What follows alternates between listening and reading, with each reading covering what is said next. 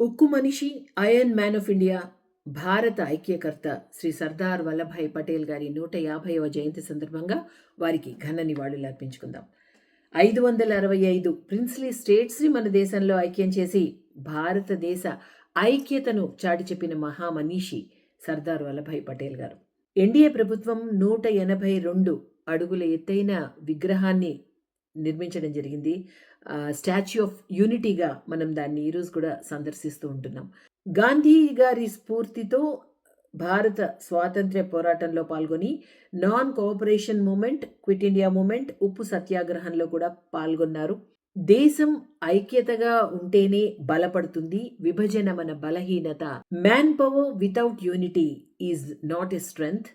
Unless it is harmonized and united properly, then it becomes spiritual power అని చెప్పారు. ఆ మహామనీషికి ఘన నివాళులు అర్పించుకుందాం.